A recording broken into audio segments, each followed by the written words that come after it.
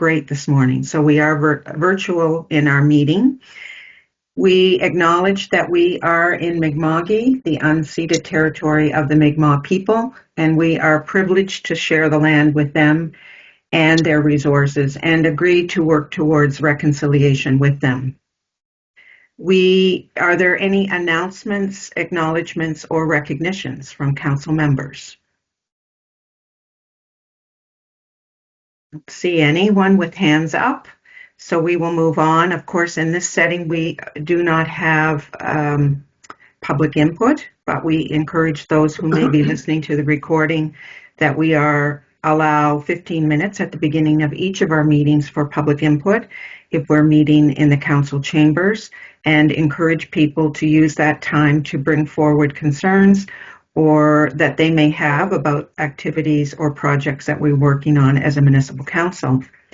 Are there any changes to the agenda? Otherwise, I will accept a motion to approve the agenda as circulated. So move. Moved by Councillor Moore. Is there a seconder? Seconded by Councillor Brooks. All in favor signify by raising their hands. Motion is carried. The minutes of the January 13th meeting have been circulated. Are there any errors or omissions in those minutes? Corrections?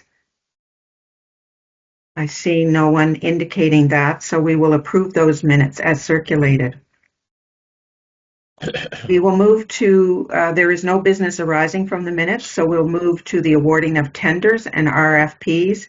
7.1, which is the award of RFP for legal land surveying services. And Mr. Burgess, would you like to lead us on this discussion? Good morning, Council and Mayor. Can you hear me all right? Yes, we can. Okay, perfect. Surveying is required for activities such as subdivision and land construction. Subdivision of land, construction layout, locating boundaries, and gathering topographic information.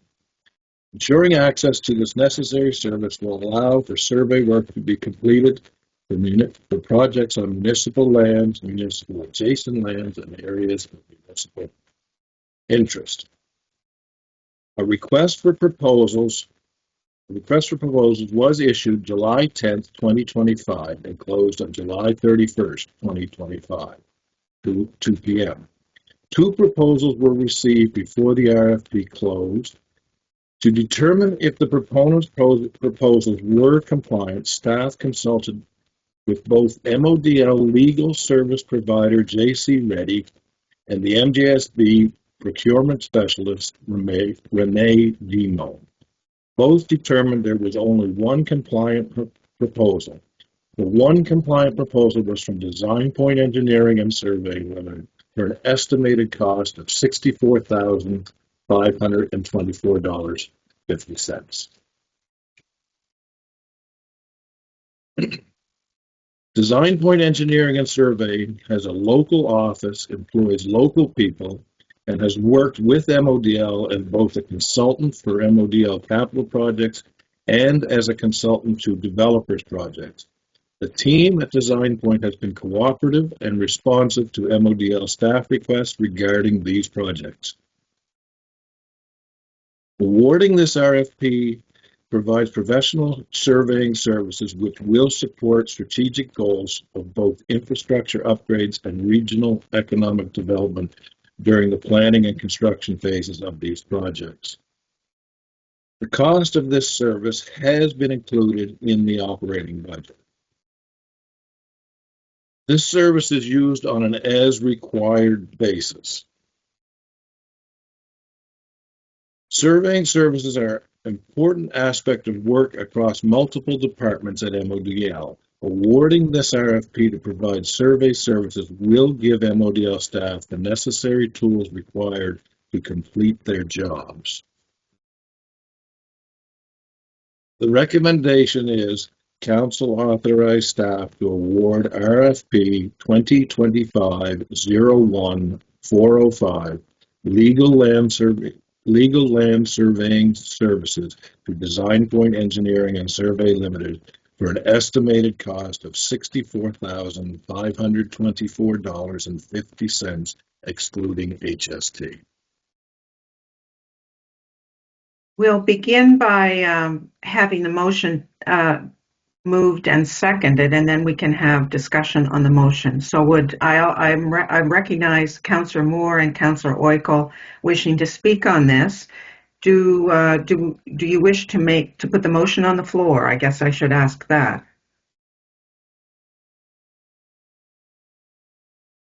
Go ahead, Councillor Sure. Oikel. I was going to say, sure, I can. Okay. Thank you. To Mayor McLean-Weil and members of council, I move that Municipal Council award RFP 2025-01-405 Legal Land Surveying Services to Design Point Engineering and Surveying Limited for the estimated cost of $64,524.50, excluding HST, and I so move. And a seconder for the motion. Seconded by Councillor Hubley. The floor is open for discussion, and I'll go to Councillor Moore first, and then Councillor Oikel. Thank you. Without dropping names or anything like that, did anybody, okay, the people that were doing that land survey, did they put in an RFP for, or tender, whatever it is for this one also? Like I said, we received 2 proposals. Okay. Only one was compliant, and the second one that was not compliant was provided by the people that are providing our services now, yes. Oh, okay. Thank you. Councillor Oikel. So my question is, I'm assuming this is for 1 year, and whether we use their services or not, will we be paying this much, or is this the maximum of how much we will have to pay for their services as we use it throughout the year? This is for 3 years. It's a unit price tender, RFP, so we only pay for the services we use. Councillor Brooks. Your mic, yeah.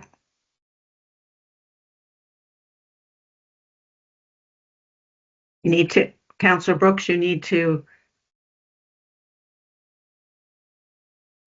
Sorry, folks, apologies. Just to clarify on that point, so if we don't use that total, does that get rolled over into a further year, or would that be reimbursed to the municipality? We don't pay anything until we actually use the services, and that is an estimated cost of what we think we'll use over the next 3 years. Okay, so it's just a theoretical holding pot of that money of what we think we might spend. Exactly. Great, thank you very much. Councillor Burns. Thank you. What was it that made the other bids not compliant? I guess that's my question. Is we're saying one bid is compliant and one is not. So what makes other parties not compliant? We asked for proof of safety certification for the all proponents, and the other proponent was unable to provide that certification.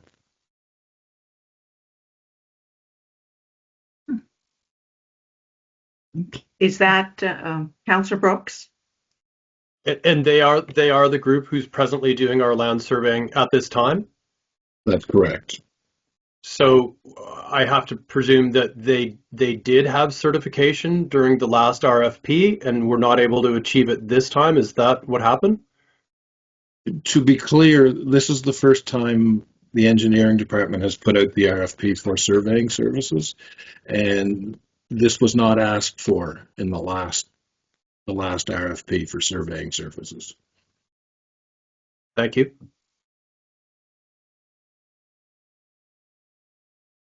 If I may ask a question, is it a requirement under some protocol that we include safety as a requirement?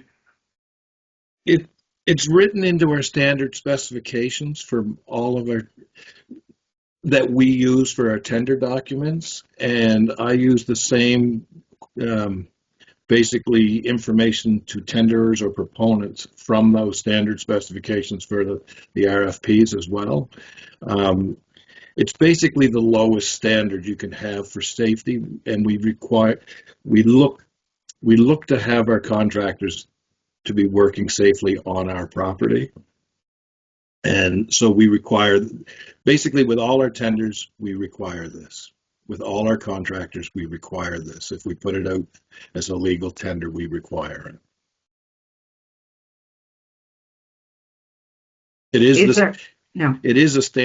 the standard.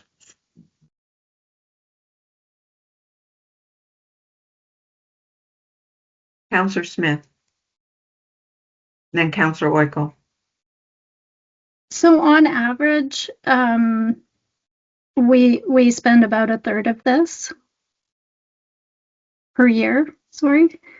You said this amount was for 3 years. So on average, would you say that we spend a third of 64,000 on surveying services? Yes. Yes, approximately, yes. Councillor Oikel. So regarding the safety, was there a specific reason why it wasn't on the previous one? I can't really speak to that because the engineering department did not put out the previous RFP. The engineering department includes this specification in everything they put out. All right, great. Thank you. Is there any further discussion on the motion? It's not. All those in favor signify by raising their hands. Motion is carried unanimously. Thank you. We'll move then to an award of an EOI, which someone will have to refresh me as to the acronym. Emergency Coordination Center Training Program Development. Excuse me, Mayor. Yeah. I think Councillor Bell had his hand up, but he might be on the second screen because there's so many of us. There's 2 screens. Okay. I am sorry, Councillor Bell. Okay. Can you hear me? I can. Okay. Distracted for a few minutes. The RCMP here questioning me for entering the building, and I want to cooperate with them. So I'll be away from the meeting for a minute. Okay. Check your email in the morning, Martin. I apologize. Well, Councillor Bell can't hear this, but I attempted to stave that off from happening, and I clearly was not quick enough. A little embarrassing for him. I'm sorry. Yeah. Anyway, we'll move on then to Emergency Coordination Center Training Program Development. Is Rebecca with us? I believe I'll be speaking to this item. Okay. Rebecca was kind enough to prepare the item for us. Okay. So we had issued a call for an expression of interest for qualified firms to provide some training work with a REMO group. The background for this is this was work that we had planned to do once we had brought Rebecca's position on board over a period of roughly 3 years. The province has indicated that there will be new standards coming forward for emergency management, and to try and sort of soften that blow and respond to concerns from municipalities that this was a significant increase in responsibilities. So they've extended some timelines. They're working through items with municipalities, and they also offered some limited time funding opportunities for municipalities. So we submitted an application for funding and were successful in receiving $100,000, which we hadn't budgeted for because we weren't aware that the standards were changing or that there'd be a funding opportunity available for us. So we received the funding, and part of what our application had been was that we would do this training, we'd be able to get it done sooner and with external assistance by using the funding, and that would save Rebecca's time for other things that can help with our own community readiness.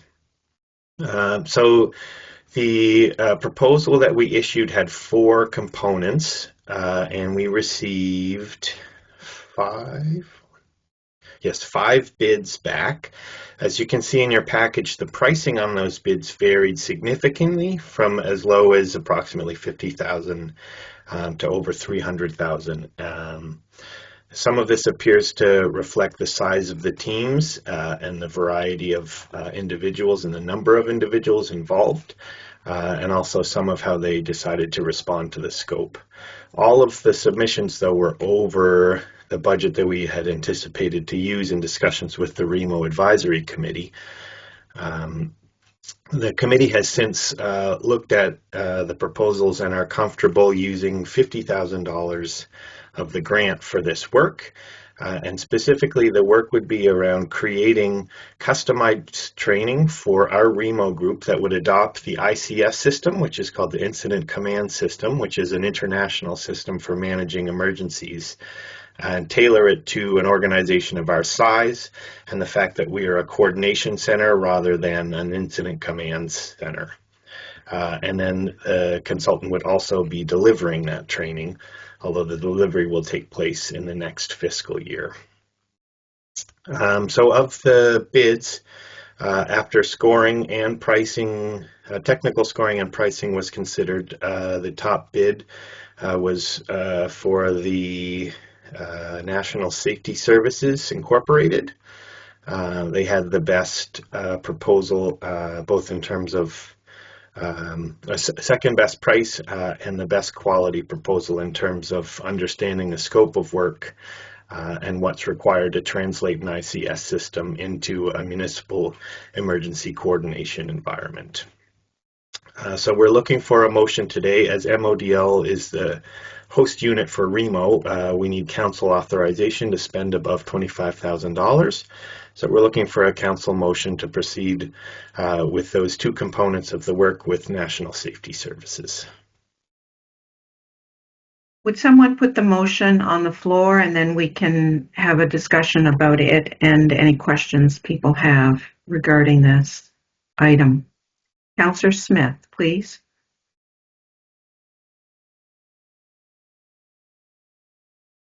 To Mayor McLean-Weil and members of council, I move that Municipal Council award EOI 2025-01-506 Emergency Coordination Center Training Program Development to National Safety Services Incorporated in the amount of $50,000 plus HST. And a seconder for the motion, please. Seconded by Councillor Brooks. And questions, please. Councillor Brooks, I think I see, and then Councillor Oiko. Your mic, Councillor Brooks. Pardon me. Alex, thank you. Can you give us just a little bit of a sense of what that money is going to go towards and what that will look like, how it'll be spread out over a time, what we should expect to see in terms of changes or upgrades to our emergency capacity? Yes, absolutely. And thank you for the question, Councillor Brooks. So the actual outputs from the firm themselves will be before the end of the fiscal year. They will have done a complete review of our contingency plans and our organization structure, and they will have developed a training module for each of the positions that we staff within our emergency coordination center. So that's the translating part from the international standard into what actually happens in our emergency coordination center. So there'll be training materials and a course developed for each of those positions. So I believe that's 8 positions that we're looking for from them. So that has to happen before the end of the fiscal year, excuse me, for financial reporting. The delivery of those courses, we didn't want to try and squeeze into this fiscal year because scheduling is really important. Where we're dealing with Most of the staff that participate in this is not their primary function. So they're doing other duties. And if we don't allow lots of pre-planning time for scheduling training, then the staff that need to be there can't actually be in the room. So by the end of the summer of 2026, we expect to have all of the training delivered for each of those 8 components or positions. And the benefit that we will see as a result of this is, as I mentioned, most of this work is done by folks who are not emergency management experts. And so it's a constant challenge for staff that aren't involved in this day to day to pick up a system which is can be quite complex, especially because it's designed to accommodate everything from like an Exxon Valdez oil spill all the way down to a single house fire. So the courses will help and provide cheat sheet material and training so that somebody who is an accounts receivable clerk is able to step in and play their role, for example, as an information officer or a logistics support person in our emergency coordination center. Great. Thank you for that, Alex. I appreciate it.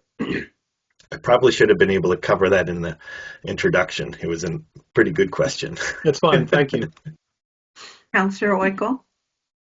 Yes, I'm wondering, from what you said, the $50,000 is actually not coming out of our budget, but rather from the grant. Is that correct?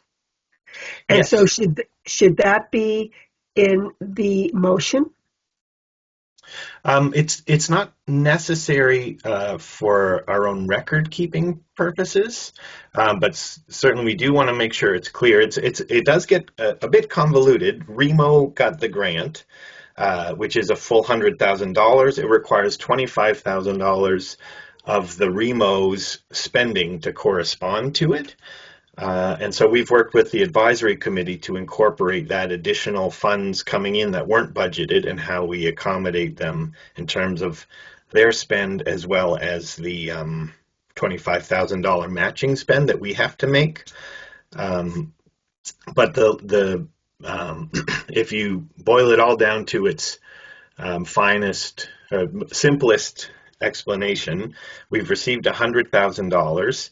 Our spending will increase by a net of $25,000, and any surplus that is left from that goes into the Remo contingency, which each year is accumulated so that if there is an emergency, we have a contingency fund to draw on instead of having to go to units for individual approvals during an emergency. And then we are also anticipating getting the same grant again next year. We don't know if we'll be successful, but you'll see that in your budgets coming up this next month, actually. All of that's a long way of saying it's taken care of. The spending is covered by the provincial grant. Councillor Smith? You mentioned the provincial standards and deadlines and that they've extended them. This training program, does it put us on track to be satisfying all the standards, partially the standards? Like, where are we in terms of meeting those new standards? I would very much like to have a simple answer for you. Unfortunately, I don't. Several staff are hoping to be able to leave this afternoon for a 2-day workshop put on by the province to cover some of the changes coming for fire services, ground search and rescue, and emergency response. So the standards haven't been completely finalized. Our first assessment when we saw a draft of them was that we are well positioned to meet those standards, in large part due to the expertise and the dedication of our manager of emergency management, Angela Henhofer. So she has done incredible work since she came on board with us, developing appropriate contingency plans, preparing our staff, developing our capability to respond. So we feel fairly confident that we can meet most of the obligations that will be set as regulatory standards.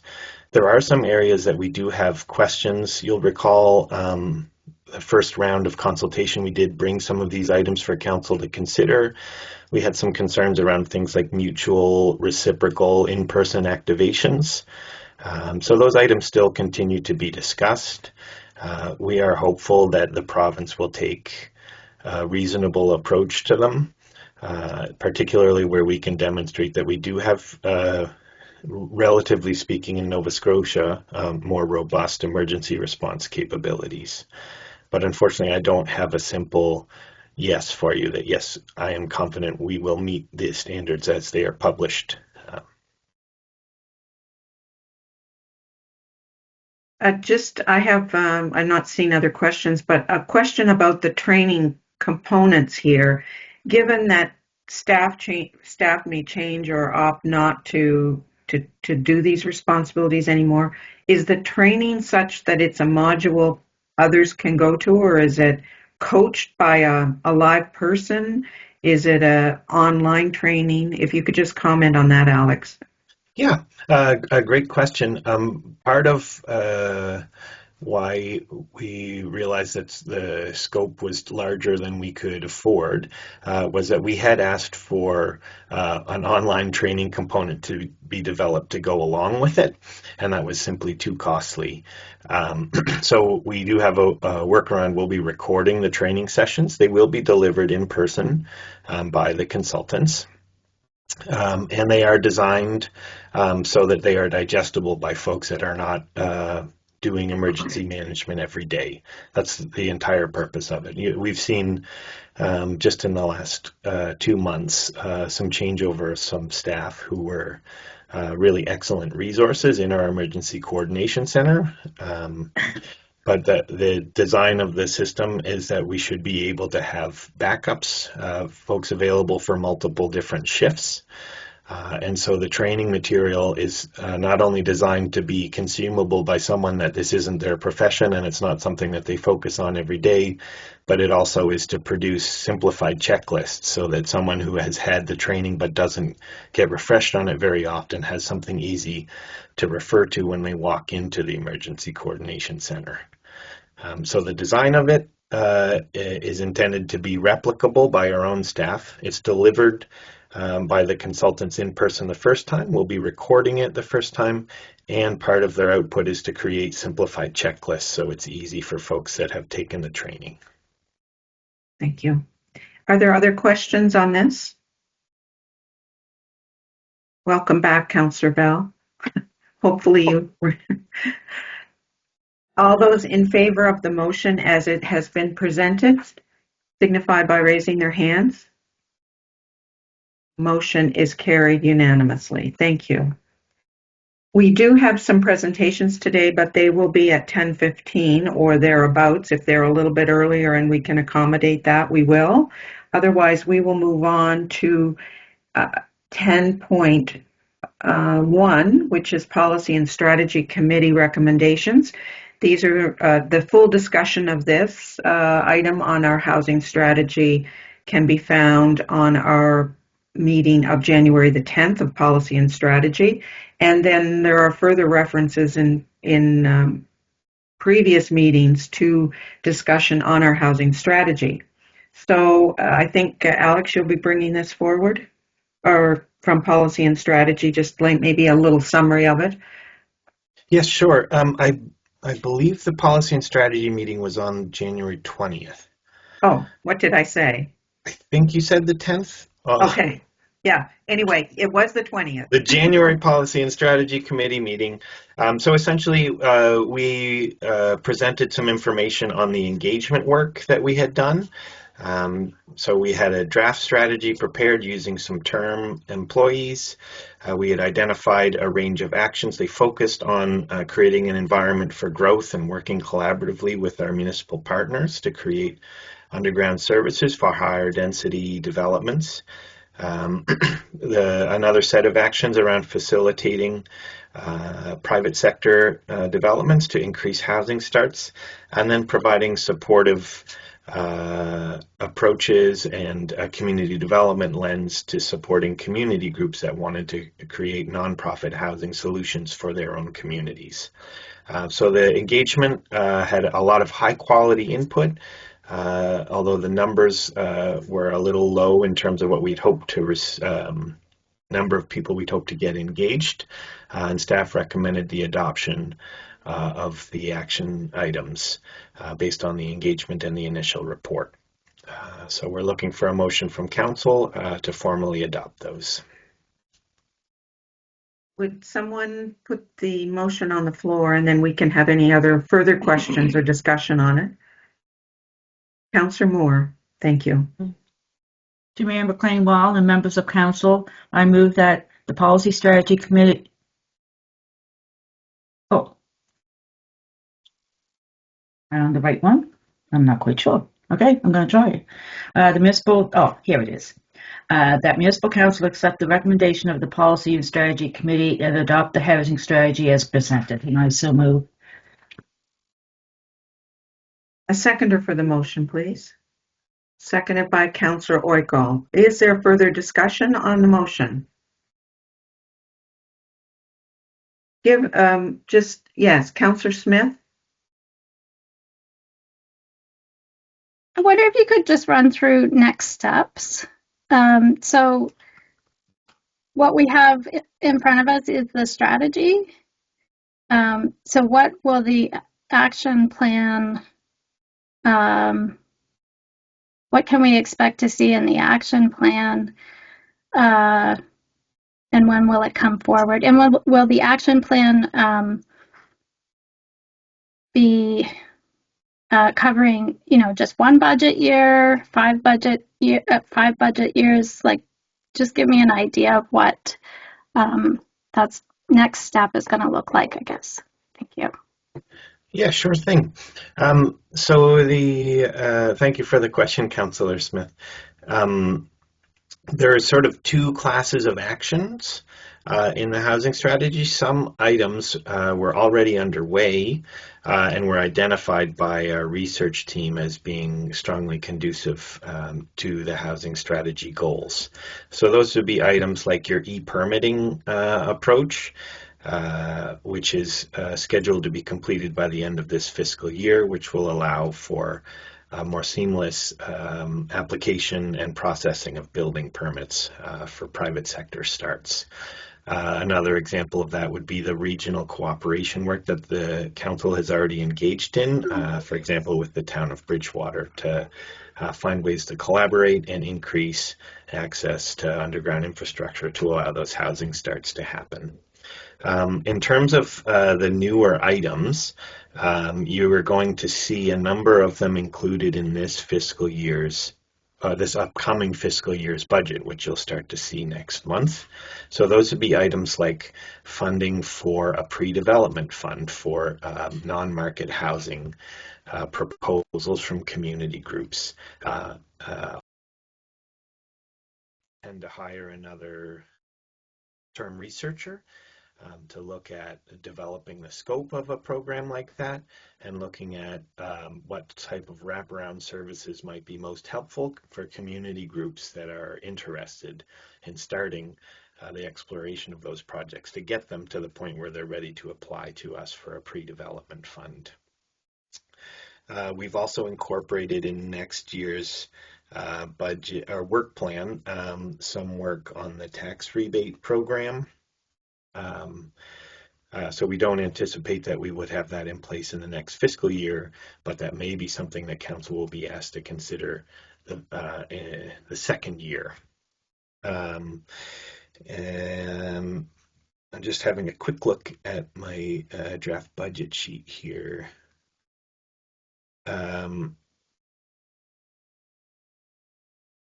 We have the private road standards work, which was in the facilitate private housing starts. And then we also have some work around an evaluation guide that might help folks that are trying to come forward with a program. So we have elements that we know are in next year's budget. We anticipate some additions in the following year's budget. And then in terms of evaluation of the strategy, there were two key indicators that had been highlighted, which was the number of housing starts and the affordability gap. And if council doesn't have any changes in directions, we would anticipate that you would want some reporting on that. And some of it is based on census data, and we had projections out to 2030. So we would anticipate that there would be at least some continued investment and focus on this and a reevaluation, certainly in the next council term, to determine what kind of progress had been made in terms of increasing housing starts, creating some more nonprofit housing opportunities, and whether or not that affordability gap had decreased. Any other questions on this? The motion's on the floor. All those in favor signify by raising their hands. Motion is carried unanimously. We will move to the nominating committee, and 10.2 and 10.2.1 is the Planning Advisory Committee, the appointment of Irene Hurdle, and I will turn it to the chairman of the committee, Councillor Oikel. Thank you very much. And I would ask if a member of the committee, Martin, Councillor Bell, if he would bring forth the nomination, please.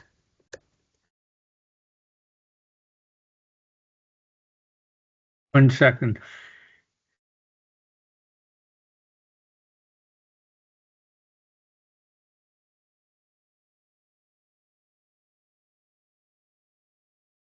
To Mayor McLean-Weil and members of council, I move that Municipal Council accept the recommendation of the nominating committee and appoint Irene Hurdle as a member at large on the Planning Advisory Committee term ending November 2027. I so move. And a seconder for the motion, please. Seconded by Councillor Brooks. And Councillor Oikel, do you want to give a little introduction to Ms. Hurdle? Certainly. So Irene Hurdle has been a longtime resident with a background in healthcare and small business ownership and community volunteerism. And she's served on committees in the past and understands collaboration and the importance of community work.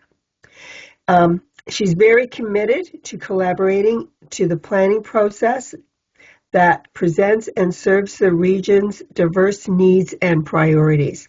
We feel, as a committee, that she will be a very valued member of the Planning and Advisory Committee. Thank you. Any questions? All those in favor of the appointment of Ms. Hurdle to Planning Advisory Committee, raise their hands.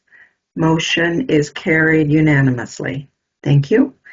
And then to the second nominating committee activity was around Saw Pit Wharf Committee, the appointment of Ian Fraser and Mike Boss. I can certainly do that. To Mayor McLean-Weil and members of council, I move that Municipal Council accept the nominations of the nominating committee and appoint Ian Fraser and Mike Boss as members at large on the Saw Pit Wharf Park Advisory Committee, terms ending November 2028, and I so move. Seconded by Councillor Bell. I can speak about Ian and Mike if you'd like. Thank you. Ian is not only an active park user, but he has served on the committee in the past and brings valuable institutional knowledge to the committee. Mike has sat on the committee in the past and was part of its establishment in 2012. And both of these gentlemen are committed to their community and to supporting the works of the committee. Are there any questions All those in favor of the appointment of these two people to the Saw Pit Wharf Advisory Committee signify by raising their hands. Motion is carried unanimously. Thank you. We will now move to staff reports, which is Recreation, Parks and Tourism, the commemorative memorial at Hillside Cemetery. And Trudy, are you doing this or is Sandra? It will be Sandra. Okay, thank you. Good morning, Mayor and Council. This report is being presented for Council's information and consideration regarding next steps for commemorative memorial at Hillside Cemetery. By way of background, in June 2024, Council directed staff to work with the South Shore Genealogical Society to review and verify research related to burials at Hillside Cemetery and to consider changes to existing interpretive materials and the establishment of a grave marker programme. In February 2025, Council approved funding to allow the South Shore Genealogical Society to complete that verification work. That research has now been completed and confirmed, and the interpretive panel has been updated, and the memorial plaque will be replaced once the weather conditions allow. The most recent research identified 230 known individuals buried at Hillside Cemetery, with 180 names confirmed by more than one source. Many of the graves are currently marked only by numbers, and research indicates that some numbered graves may contain more than one individual, making individual grave markers impractical. As a result, this report proposes a public engagement strategy for 2026 to gauge interest in erecting a memorial where names could be recognised collectively rather than at individual graves. The intent of the engagement is to hear directly from family members and others with a connection to those buried at Hillside, determine whether there's public interest in a memorial that would allow names to be added, potentially at a cost paid by family members, and it will inform Council's future decision making with clear community-based feedback.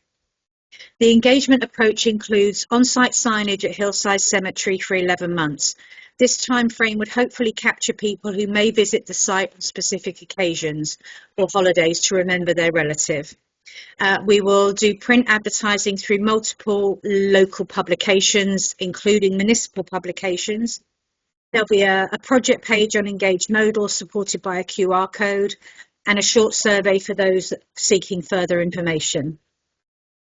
The estimated cost of the public engagement is $7,000, proposed to be funded through the 26-27 Recreation Operating Budget. Should Council choose to proceed following engagement, staff are recommending $150,000 for a potential monument to be considered in the 27-28 capital budget and reflected in the 5-year capital plan.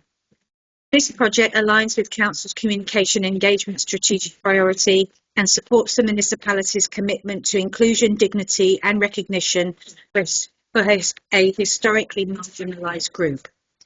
Once the public engagement concludes, staff will return to Council in February 2027 with findings and a recommendation for next steps. So our recommendation in the report is that Municipal Council approve the public engagement strategy proposed to gauge public interest in installing a monument at Hillside Cemetery to commemorate persons buried there by name. Okay, are there questions here? Councillor Brooks. Thank you, Sandra, for that presentation. I'm very in favor and will support this public engagement piece. My question is, do we have other cemeteries that would fit under this model in our municipality? And if the public engagement is in favor of going forward, and we should look at a price tag of something like $150,000, are we creating some real precedent with this? I'm just curious to know if this is going to be something that we would be engaging in on a going forward basis. Thank you for the question. This is the only cemetery that we are responsible for in the municipality. Thank you. Councillor Smith. Thank you for the report. I think that this memorial is really important.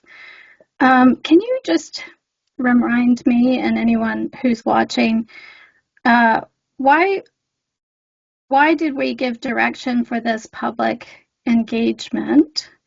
And I guess my question is, like, what happens if engagement turns out people saying they don't want someone to be named on the memorial? So the whole point of the engagement is to gauge the actual relatives' reactions to whether they want their relative named specifically on a memorial.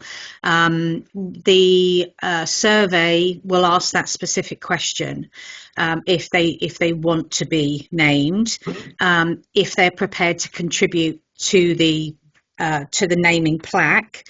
And we will bring back those results to council for you to make the decision whether you want to go ahead with it. So there are potentially 230 relatives that could come forward, and if only one comes forward and says yes, then that's your decision. You'll have that information in front of you. The original reason why it came forward was two ladies with an interest in the cemetery, a very big interest in the cemetery, felt that it should be, we should have we should have people's names available, and the Southside Genealogical Society also requested that as well. And we do have a list of all of the names of the people buried there. And if anyone rings us up and says, can I have that burial list? It is in the public domain, so we release that information, but only on request at the moment. Has that answered your question? Yeah, it does answer my question. I guess I feel uncomfortable about us leaving names out. People were put in the care of this facility and they're buried there. So, having them in graves that aren't marked and they're not named seems, I'll have to think more about it, and I guess we'll see what the engagement turns up. Thank you. Thank you. As I understand it, and then Councillor Brooks and Councillor Vino, or Deputy Mayor Vino, as I understand it, there was some discussion about this in previous councils, at least one previous council, and there was discussion around putting names on some type of memorial, and there was some interest, some conversations conveyed from family members who did not want their family member named on that, and I think that's the carryover from a previous consideration on this memorial.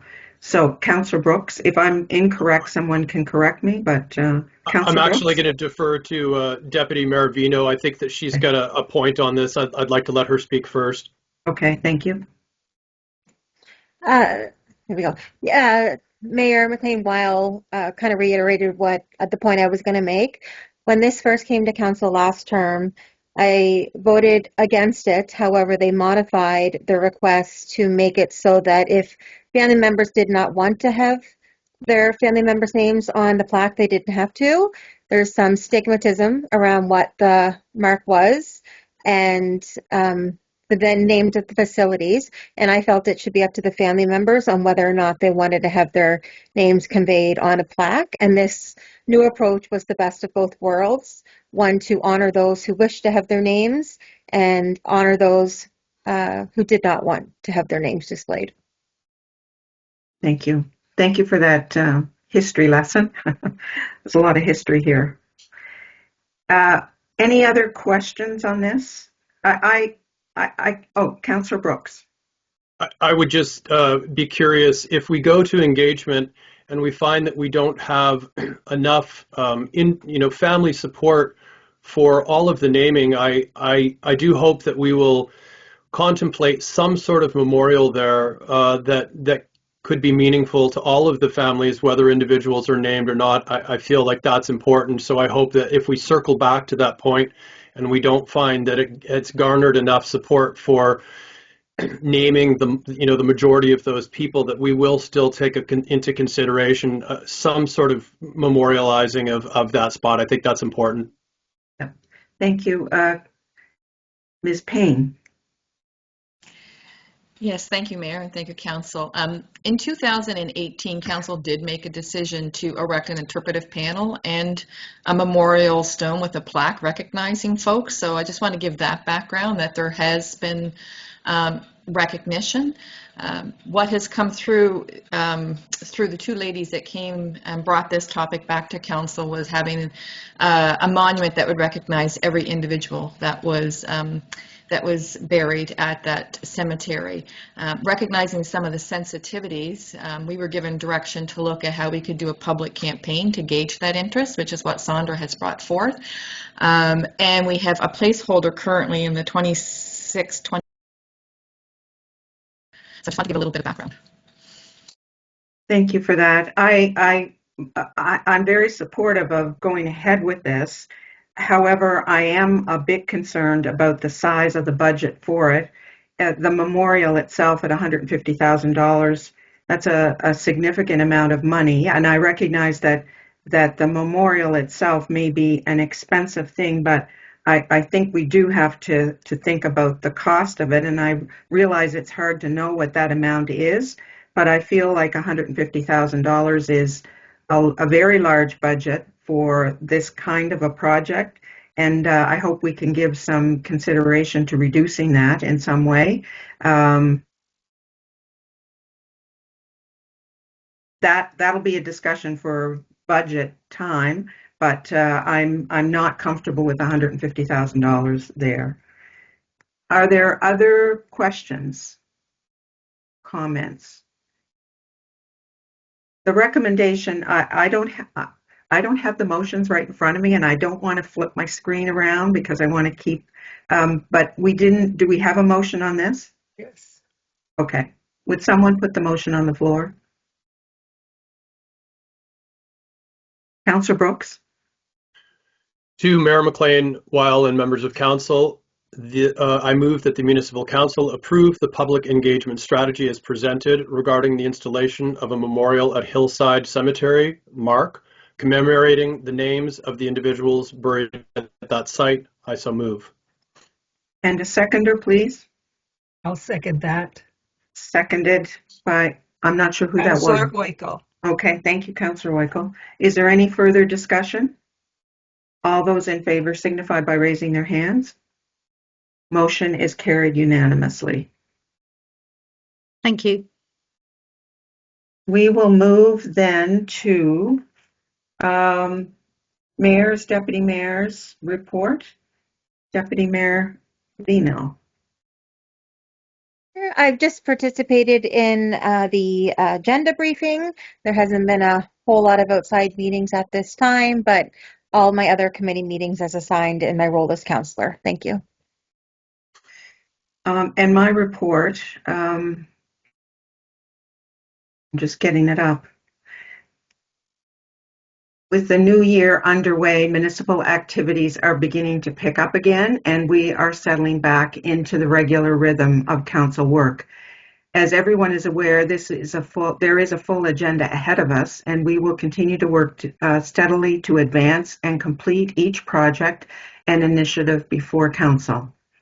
The Deputy Mayor and I met with the CAO and Deputy CAO and planning staff to map out the timeline for the next phase of work on the municipal planning strategy.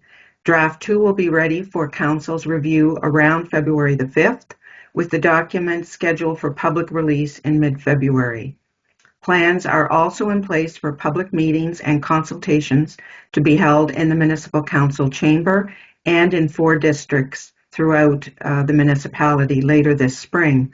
Our goal is to complete this work by the summer.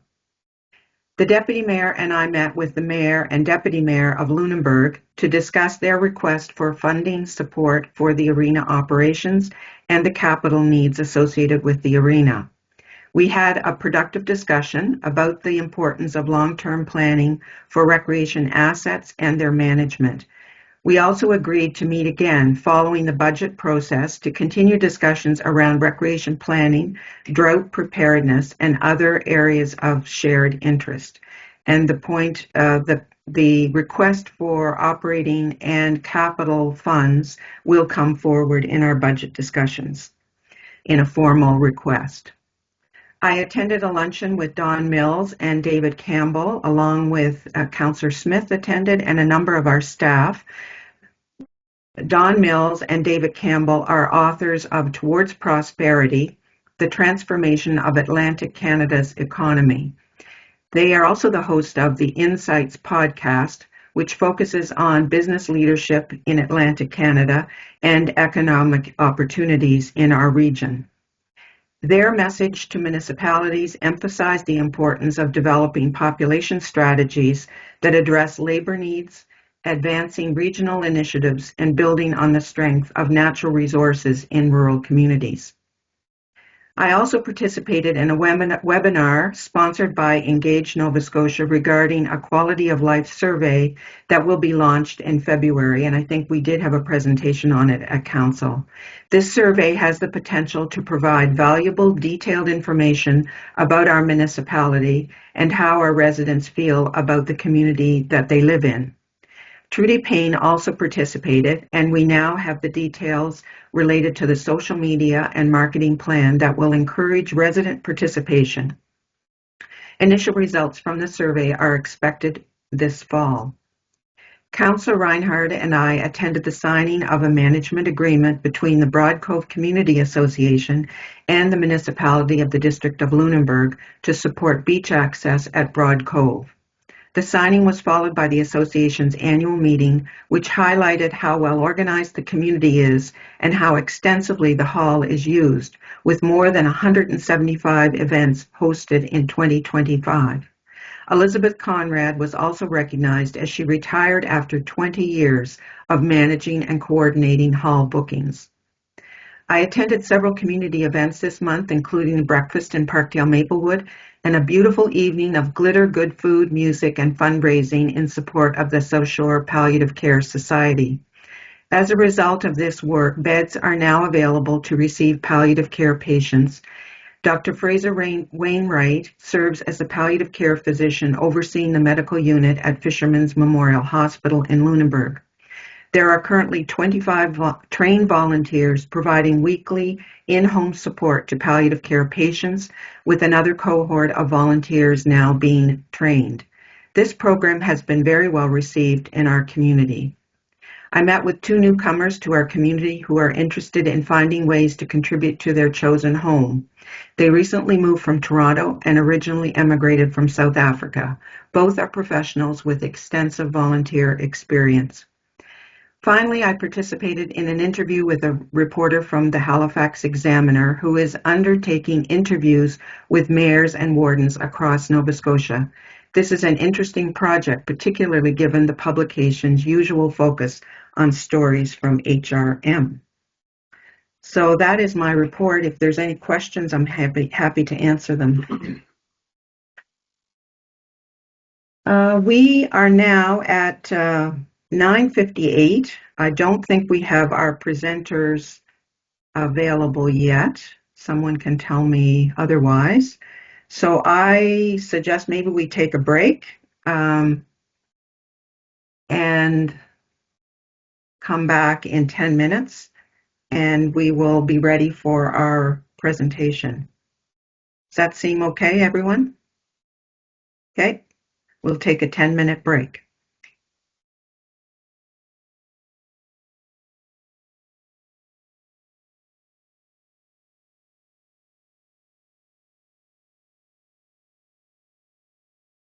The camera, and we'll begin from there. We are going to have a presentation this morning from representatives on scaling for nonprofit energy retrofits. We have with us Liam Cook, and it was to be Andy Thompson, but it isn't Andy Thompson, it's Hannah. Hannah, I would ask for your pronunciation of your last name. Minsloff. Minsloff. Exactly as it's written. Yeah. Thank you. I'm with a name like Elspeth, I'm always asking for pronunciations because I know how that can get mutilated sometimes. Welcome, and we'll turn it over. I'm not sure how you're going to divide up the presentation, but we look forward to your participation today. So I'll turn it over to you.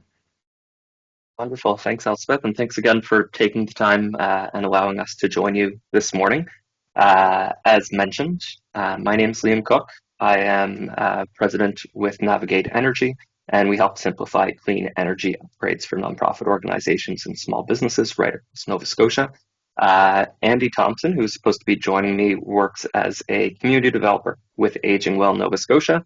He also wears a hat of municipal councillor within Pictou County, and one of his constituents, Senior, was stuck in the snow, so he had to duck out. Unfortunately for that, instead, or with us along, we also have a couple of our community retrofit navigators. So Hannah Minsloff and Delaney Help are both also on this call.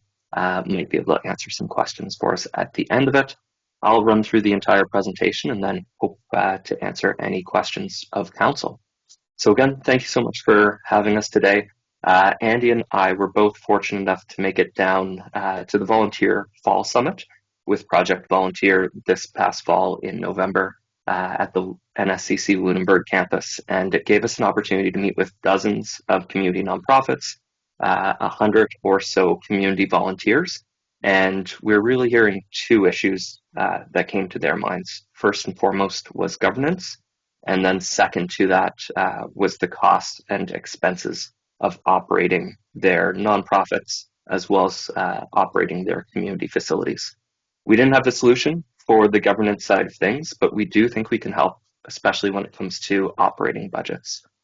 And so within communities right across Nova Scotia, we know that those rural halls are your last standing community assets that hold that social fabric, community identity, and provide that free space, that third space that isn't a business, that's not someone's home, a place where community organizations and community members can come in and gather and host programming. We also know that more and more rural communities are losing those last standing community assets. We've heard in talking with nonprofits that there's fewer volunteers that are showing up, that the biggest line item on their operating expenses year over year is their energy costs. When you open up some of these halls, you kind of get that smell of must. It's been closed off for a while. Andy and I call that smell of energy poverty. It's that you can't keep those buildings heated year round because we can't afford to pay their oil bill. Because they're struggling with those funds, those buildings see neglected maintenance. Eventually, there's less community interest, less community buy-in, feels like too much of a burden on those centers.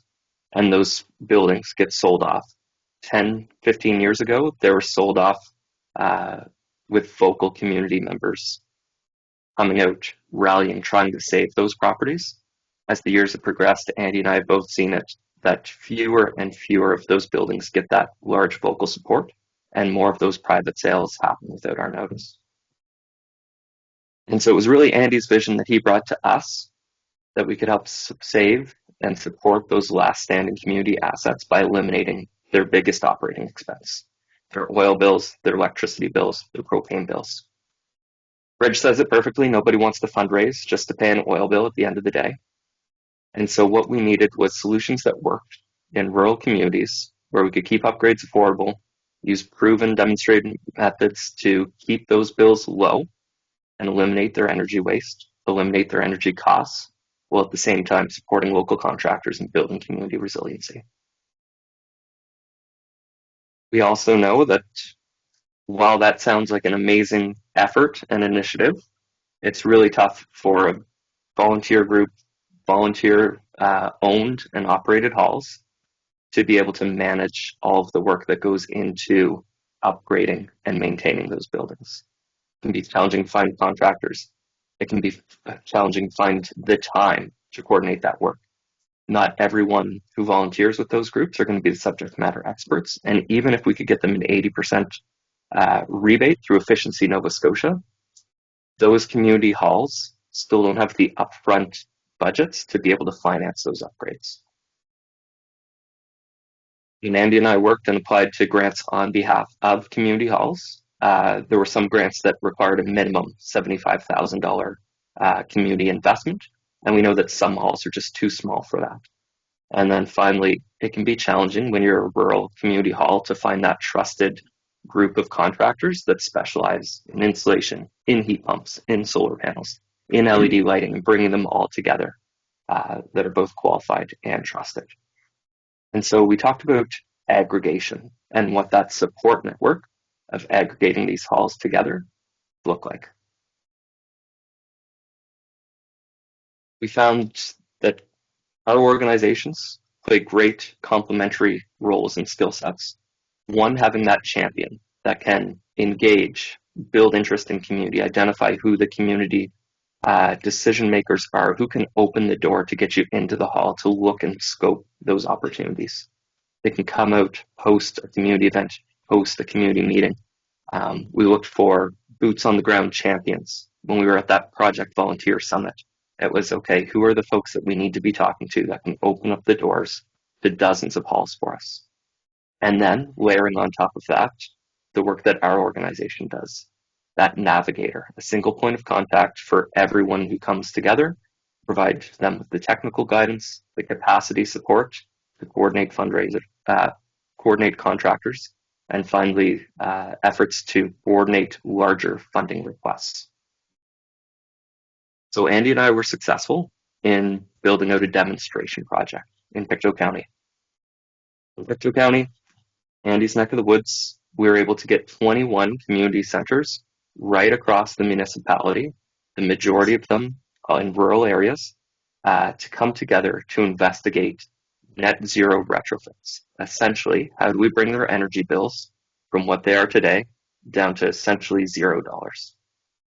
We hosted a few community engagement sessions, spoke to funders, to community groups one-on-one, and ultimately received over 40 letters of community support at all levels of government, from all different organizations, both ones that operated those halls directly, as well as groups like 4-H clubs that would run out of those halls on a weekly basis. We were successful in securing over $1.3 million in grants and rebates that we could put towards a capital drawdown fund. So that one centralized fund is 21 community centers in pursuing those deep retrofits. Project just closed at the end of 2025, and we've been able to eliminate over 30,000 liters of oil within the community. We're saving not each community center, we're saving a portfolio of community centers over $115,000 annually in money that would typically come from fundraising dollars, municipal operating grant supports, or other grant programs. It also had the benefit of adding the environmental piece to it, of reducing 1,200 tons of GHG every year and installing over 400 solar panels right across the municipality. That work couldn't have happened without funding contributions from Nova Scotia Federation Municipalities Sustainable Communities Challenge Fund, the Province of Nova Scotia's Low Carbon Communities Fund, and rebates through Efficiency Nova Scotia's Community Solar Program and Affordable Not-for-Profit. And so every community group, every community hall that we worked with all received an initial energy audit to identify where they were today, where they could be in the future. And then we walked through each of those buildings, making sure that we'd identify potential hazards. On this project, we found beehives, asbestos, vermiculite, bat droppings. If there's a hazard to be identified that's going to hit your contingency budget, we were able to identify those early on. Then we focused on 3 key areas. One, how do you eliminate energy waste with energy conservation? So adding insulation, installing controls so that your heating system's not operating while no one's in the building overnight. We improved efficiency and got those buildings off of oil. So upgrading their lighting, installing cold climate, high efficiency heat pumps to offset their oil use, upgrading their electrical panels, and taking oil furnaces, oil boilers, and oil tanks completely out of those buildings.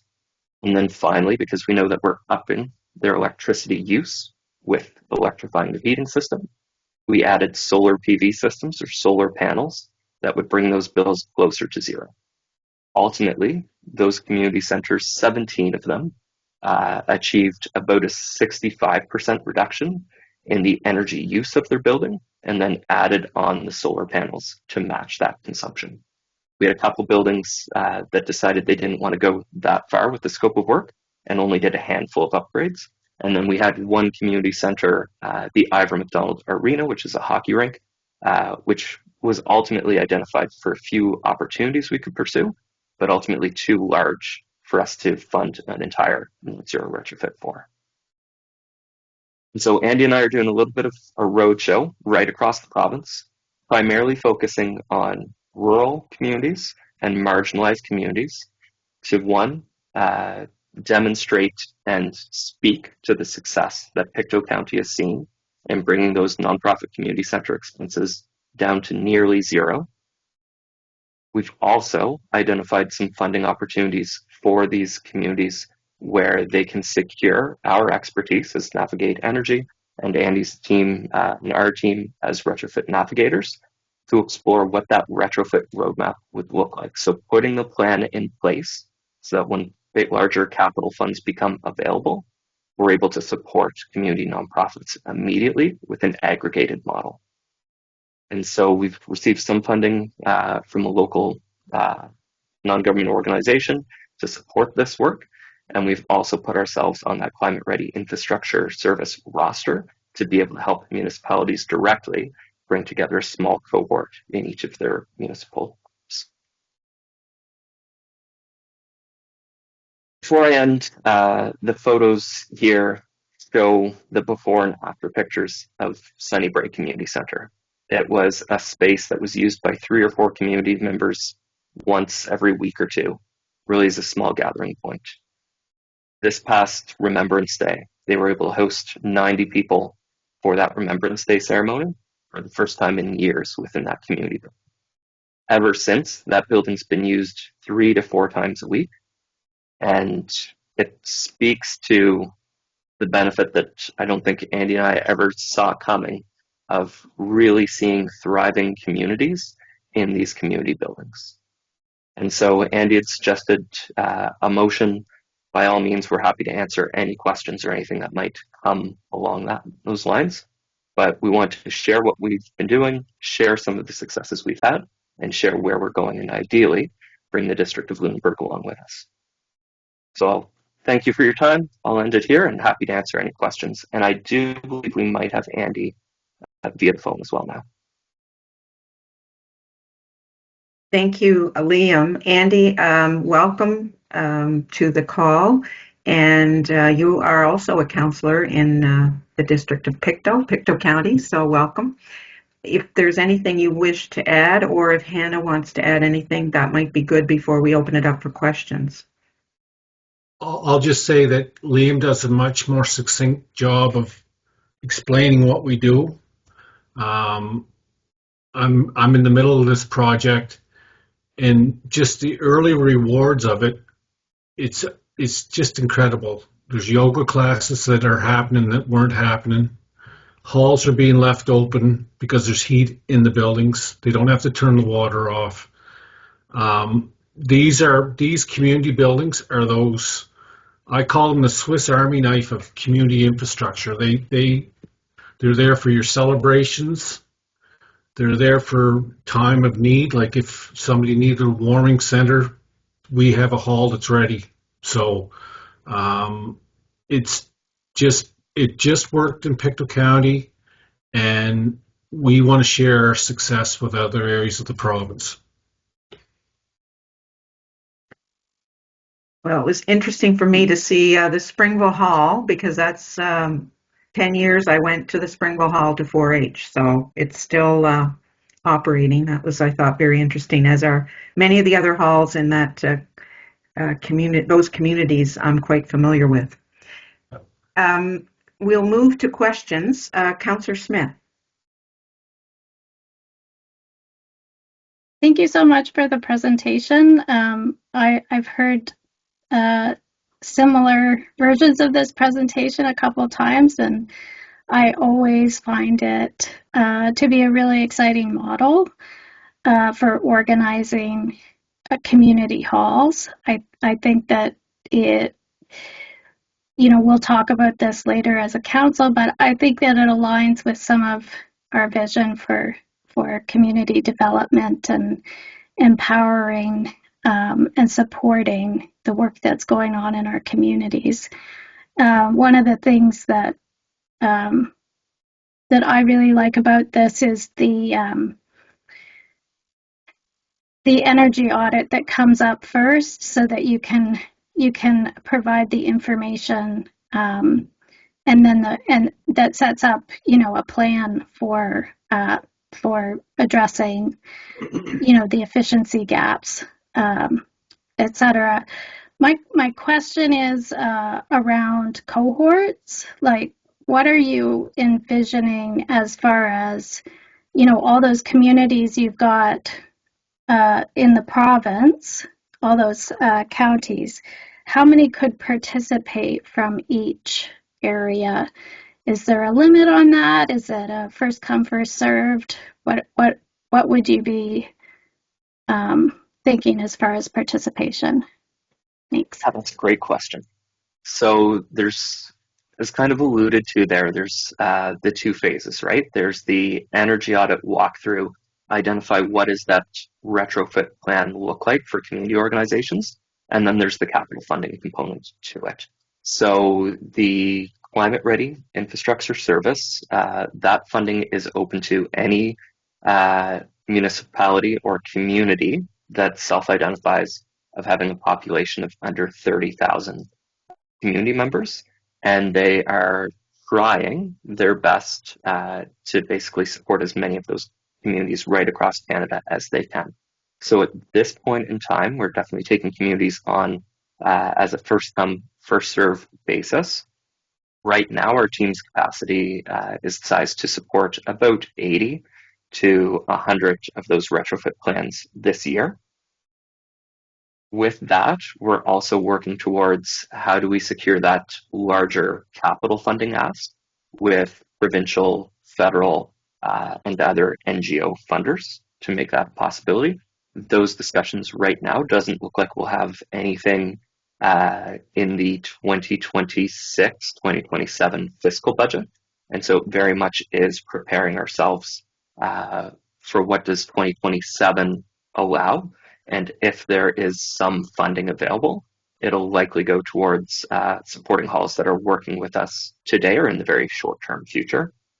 We do know that, sometimes funding becomes available at the end of the fiscal year, and we do have a handful of projects that we'd be in a position to move forward with if that funding came available.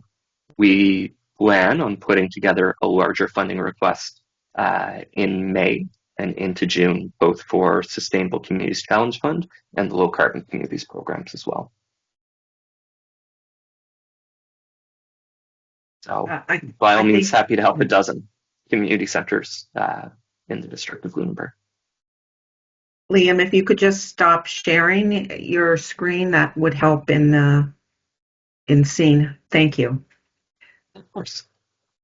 I guess, are there other questions?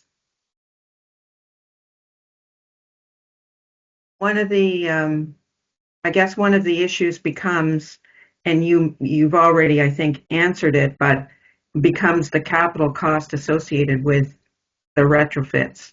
And if community halls can't afford to pay the oil bill, they generally don't have reserves to actually do the retrofit capital cost, cover that. So how did you've secured funding for all those projects in Pictou County? Clearly it was you were advocating it as a pilot project. So what will be the implications of that for other municipalities? Yeah, so there's two parts. So very much this was a pilot project and a demonstration project. And Andy, if there's anything that you want to add to after this, by all means, let me know. When we've spoken with funders, one, it's still a novel idea that no one else is bringing together large groups of community centers to access or tap into the grant funding that they're offering. They've told us that if organizations brought those larger groups, it makes their lives easier because they've got that plan on what it is they're doing, and there's less risk that they're going to fail in doing so alone.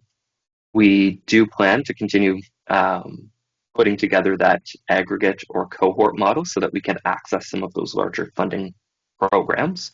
And we do believe that we're still at that early stage where, yes, we've had one successful demonstration project, but we want to demonstrate more to funders.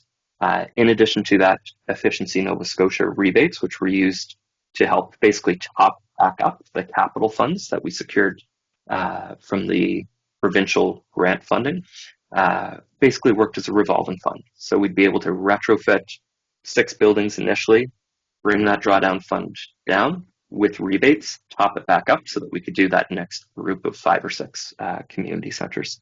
And we saw that that plan works well, and Efficiency Nova Scotia continues to offer rebates towards any projects that reduce electricity consumption across the province right now. Andy, was there anything else to add to that?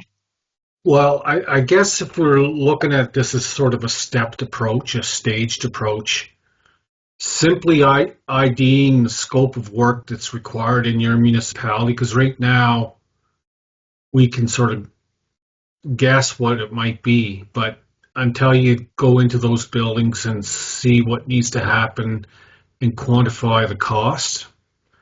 But even if that's as far as you get, you're given a roadmap to those individual buildings to do the work themselves if they so wish to do that. That's a big thing, and it empowers them to make good decisions. And the other thing about this approach is it's one application and one final report. And I don't know if there's any staff members on this call, but there's a level of appeal to that approach that you just can't underestimate. It's a lot less paperwork at that administrative end.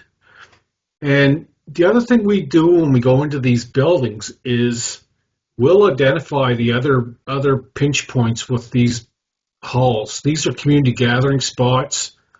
Do they need a new roof? Do they need new service to the building?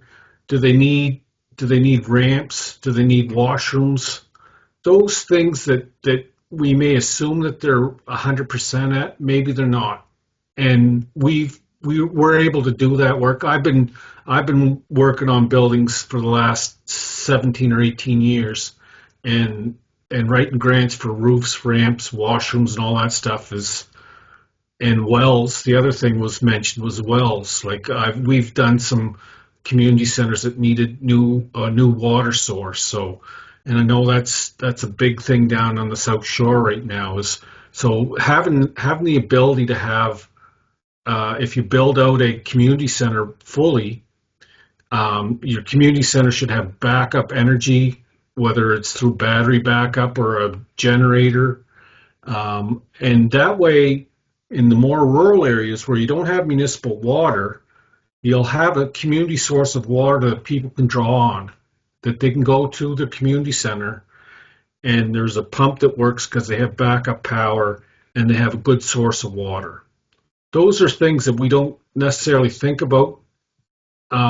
We've been through a lot in Pictou County, as the whole province has. Our big thing was Hurricane Fiona, and other areas it was wildfires, and right now it could be ice storms. And you've experienced those power outages yourself in more recent days, so it's a little more real for you folks than it is for the rest of the province. But I just think if you look at it in just that first step, and although we may not put a solar panel on the roof, we may not put any new heat pumps in, but we'll give you guys a roadmap to do that work, to quantify it. And even if we aren't successful, you will have something in your hands. Councillor Oikel. Yes, I'm just wondering where the cost or the funding comes from for the initial look at the community center before they even commit to doing anything. Exactly. So the Climate Ready Infrastructure Service, this was a challenge that we had originally on, and so that was the next step to look at. So for the first time, we went through with Pictou County. Andy did most of that legwork in a volunteer capacity, as a municipal councillor capacity, of talking with each community center, finding a local contractor that might be able to come in through Efficiency Nova Scotia to do an energy audit with them. And then Navigate Energy was brought on board through a provincial funding grant called Low Carbon Communities, which allowed us to aggregate those projects together and basically provided the funding for our team's project management throughout this project. Looking ahead, the Climate Ready Infrastructure Service provides that funding to municipalities. It's 100% covered by the Canadian Urban Institute. So it was a federal endowment given to that group to basically spend on communities of under 30,000 people or 30,000 residents. That funding would be used 100% to complete the energy audits, the walkthroughs, and give each of those community centers that roadmap that Andy was talking about. And there is zero requirement for the municipality to put it. Or from the community center themselves. Or from the community centers, exactly. Now, if I may, Mayor, ask another question. Would smaller, or I suppose any size, fire department community center, because many of our community centers are run by the fire departments, would they also qualify? So I'll answer this. I guess there's some work being done on fire departments from the provincial point of view. But we had one fire department in our cohort of buildings. It was in Blue Mountain. It's more a rural, isolated fire department, and it does act like a community center. So I understand where you're coming from. So by all means, we focused on nonprofit buildings. That's the nonprofit that, and right now at the present time, the fire departments are in that vein. But by all means, I would consider them a community center as well. Any other questions? Yeah, go ahead, Liam. I was just going to add to that. We have been doing some outreach to fire departments, fire halls, especially ones that would be volunteer operated. I mean, we provide the best support when it's a group that doesn't have a dedicated facilities team to support them through that process. And one of the things that we'd love as a takeaway is if there is a way to have an introduction either to that larger body of volunteer fire halls, or work with staff to communicate and engage out to them. It's a challenge with all these halls because they're volunteer run. If there's that one point of contact we can work with in the municipality to work on that outreach, it would be a great ask of our side of things. Councillor Moore. Thank you. As we all know, Legions all over Nova Scotia, all over Canada, are struggling to keep the lights on. Would any of this, would Legions qualify for anything like this? Yeah. Yes. Yeah. So Legions would qualify for this. We are working at both levels. So Nova Scotia and I believe it's Nunavut share the Legion branch together that oversees their full portfolio. We've been speaking at that level, but also working with individual Legions that would be of interest. And so they are on that list of organizations we're reaching out to and would love to support. Thank you. Councillor Reinhardt. Thank you. In a similar vein, we have some churches that also do a lot of community events. Are those also eligible? Churches that do double duty as a community center, yes. So basically, we're looking for organizations that have active community events happening, ideally more than once a week. The one thing and where the scoping comes in to support them is just sizing out some of those churches. So some churches, yes, 100%. If it's a smaller church, I should specify with the Pictou project, the average retrofit cost was about $80,000 per community center. Smaller churches, that $80,000 can go a long way. A large church, the $80,000 is barely a dent towards the heating system, and it would be looking at those smaller, more rural community gathering places. If it's a church, the ones that do double duty in offering other community groups to their space. Typically, it would be a church with a hall, a basement hall, or we have one church-owned building, and it's actually the Springville Church Hall. That hall was the former Springville School, and it was taken over by the church because they wanted to keep a hall in their community. So it acts sort of as that community center in this village of Springville. And I'll just say to Madam Mayor that in Springville, that hall that you mentioned, every fall they have a hunter's breakfast, and they served over 1,200 breakfasts this over an 8-week span in a small community center. So by fixing these halls up, you're helping your community out tremendously. Councillor Smith and then Hannah. Thank you. I just wanted to clarify around what staff capacity would be needed from a municipality participating in this.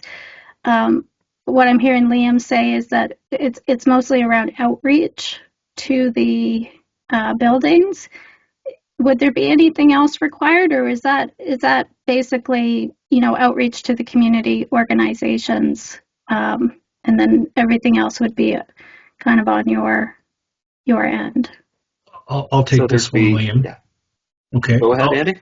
Yeah. There's two things with that, Councillor Smith. There's the how we organize this. It's not a municipally organized structure. We had one community nonprofit that was our lead applicant for the 21 buildings.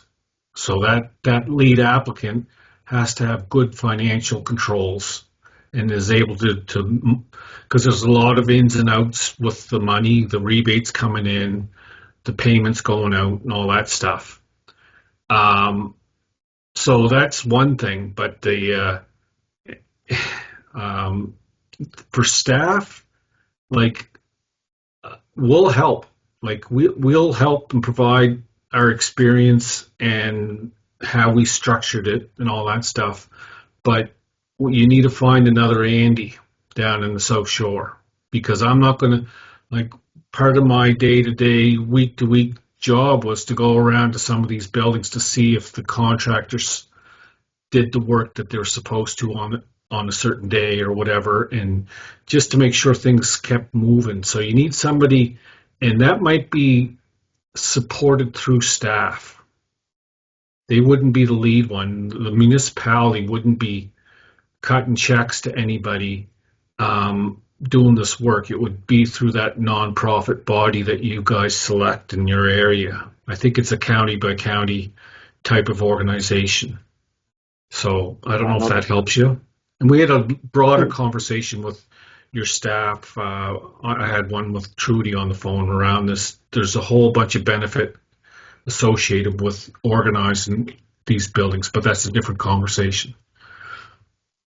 Okay, we're going to go to please. Yeah, we'll go to Hannah and then Councillor Brooks, and then we're going to wrap it up here. Yeah.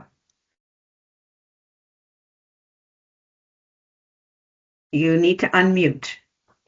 Thanks so much for having us here today. I'll just clarify, there's been a few questions about what kinds of buildings qualify. So any nonprofit building, it's better if they own the property or they have a really agreeable landlord who's keen to do this work. So those would be two key elements.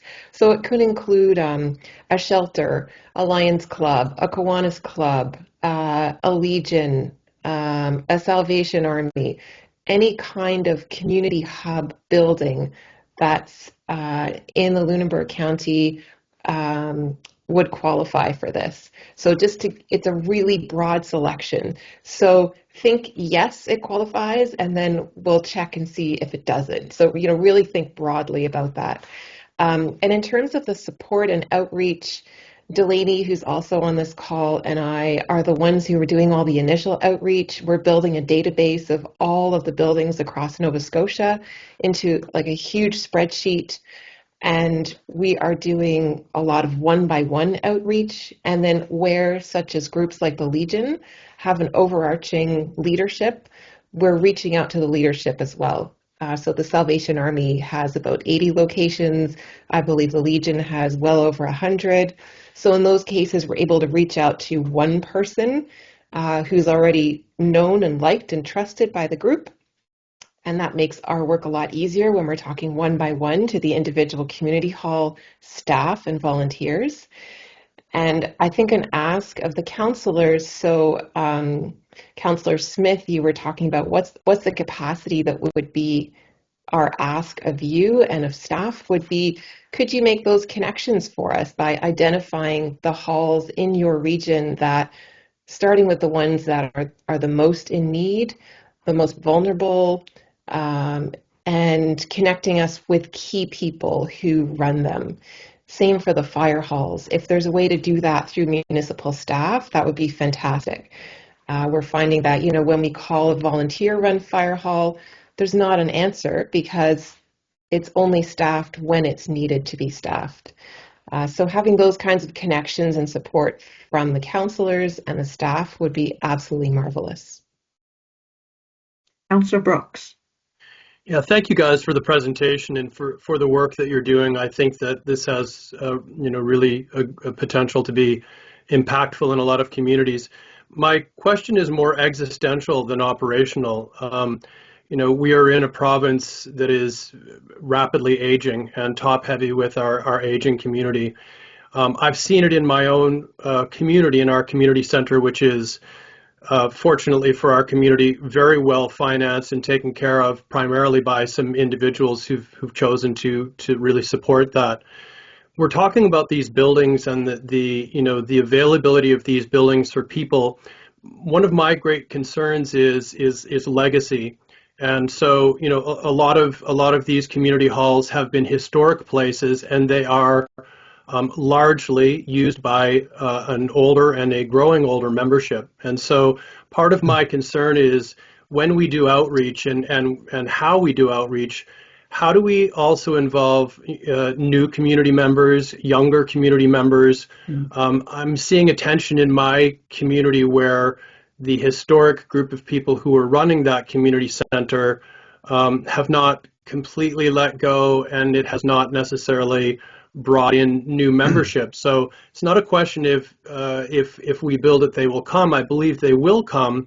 My concern is, will we run out of people to continue to come? So this is as much about a legacy issue, and I know we won't be able to get completely deep into it today, but it's something I think about frequently in our province. So if you gentlemen have any input or insight on that, I'd appreciate that. I'll take this one here. Good question, because most of the people that run these buildings, they're probably 65, 70 years old, right? Most of them. There are some younger people. It's what do we want these buildings to be? That's the biggest question. Are they just a place that you go and have a birthday party, maybe play some cards? But there's other things that you could do with these properties. And what you have to look through the lens that these buildings were purposely built, and they were built in community, in the central area of a community. And I'll give you an example of my home community of Plymouth, where I cut my teeth on fixing these buildings up. We're in the middle of transforming that building into a 58 space daycare, because there's a challenge around the province right now. We receive some major infrastructure money to do that work. There's a challenge around the province to locate child care centers. They typically end up in not the best place in the world. It could be a strip mall. They're sort of off to the side a bit. Our building's right in the middle of community. It's in the traffic flow of everything.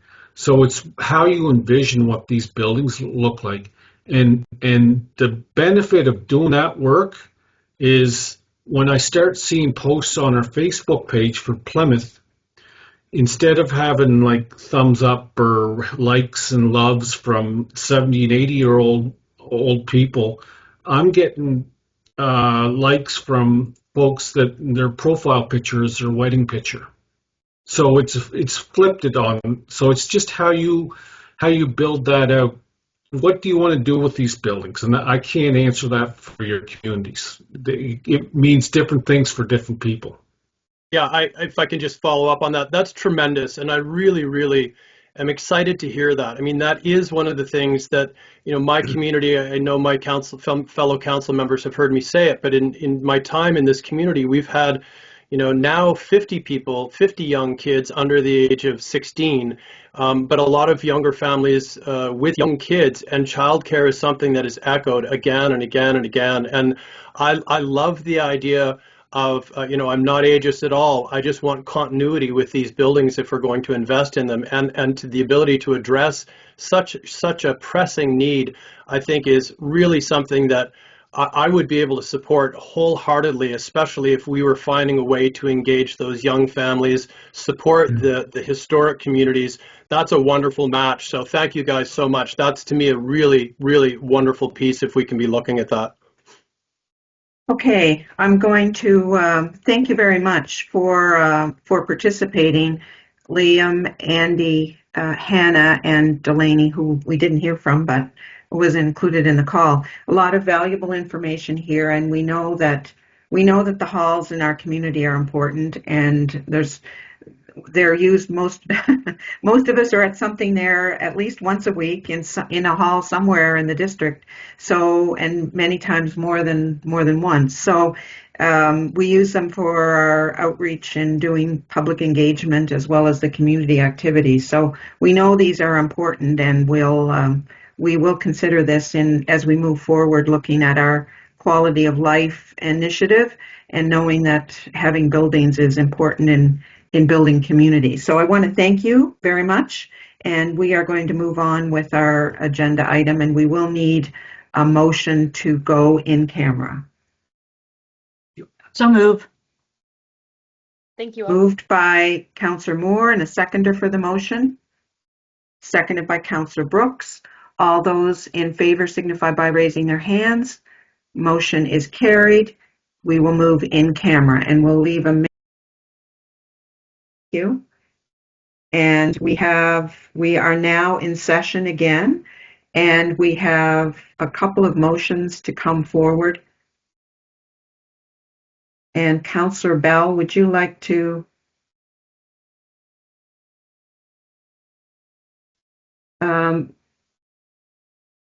do you want to deal with the first motion on the piece of land in Pleasantville? I can. Okay. To Mayor McLean, what? Oh, pardon sorry. me? So the piece of land that Dave brought forward, we can take the direction given. We'll return to council with an agreement of purchase and sale. Once it's negotiated, for council to approve the agreement of purchase and sale and give direction to execute the deed. So we don't need a motion? No, not for either of the land ones. I think the soda. Okay, there was a motion. There was a proposed motion circulated. That's the only reason we're acting on it. But if you feel that we don't need it, then that's fine. We'll bring it back when it's ready for finalization. Yeah, we'll bring it back. Okay, Councillor Bell, would you bring forward the second motion then? The second motion. Soda, okay. yes. Oh, all right. Edgar has a conflict. Yes. I just wanted to say I'm leaving now, not to be rude, but simply to avoid the conflict on the vote on the virtual meeting. So thanks, everyone. Thank you. Thank you.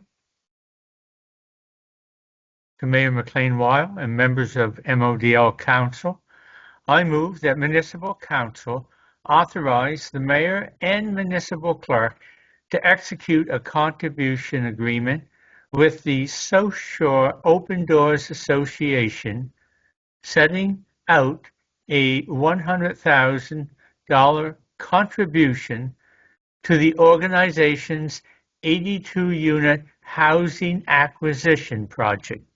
I so move. Do we have a seconder for the motion? Seconded by Councillor Smith. Is there discussion on the motion? Councillor Bell, do you wish to speak to it?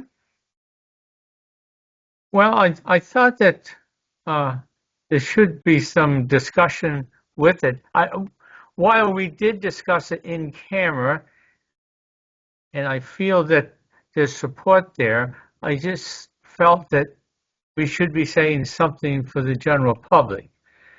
And is that of interest, or should we just take? Yes, because Okay. I think it captures some of the conversation we had in camera. I did a fair amount of work on this because I just felt this was an important thing to have happen. And again, it's slightly different in the way we're doing it. I find that effective housing solutions in Nova Scotia depend on the coordination among all levels of government. We've had examples of that. It's just that we've not been directly involved yet. The provincial government has the primary responsibility for housing policy and program delivery through its Department of Housing, and manages public housing via the Nova Scotia Provincial Housing Agency. I know that I've said in previous occasions housing is not a municipal responsibility, but I do think that it can be a partnership, and I think this is a partnership we should be involved in. I clarify these roles so that our constituents understand how housing is governed in Nova Scotia, and my awareness and relevant legislation has taken this into consideration. So I do plan on voting in favor of it. I believe effective housing solutions requires collaboration and coordination across all three levels of government. But I clearly point out that housing is not necessarily a municipal responsibility, but this will have my support. Thank you.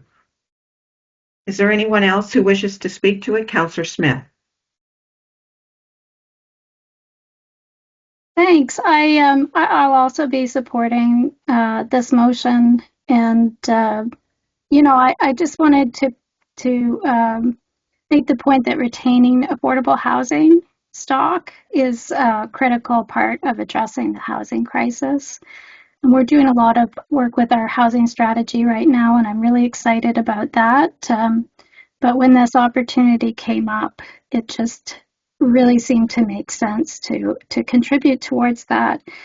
And also, it's really exciting to see SODA growing their capacity, and that really will benefit us across the region, and I'm really excited to see that happening. Any other speakers? I think this does align with our housing strategy, which we adopted earlier in the day. All those in favor of the motion as presented signify by raising their hands. Motion is carried unanimously. Thank you. We have no further business on the agenda, so I will declare the meeting adjourned. Thank you, everyone.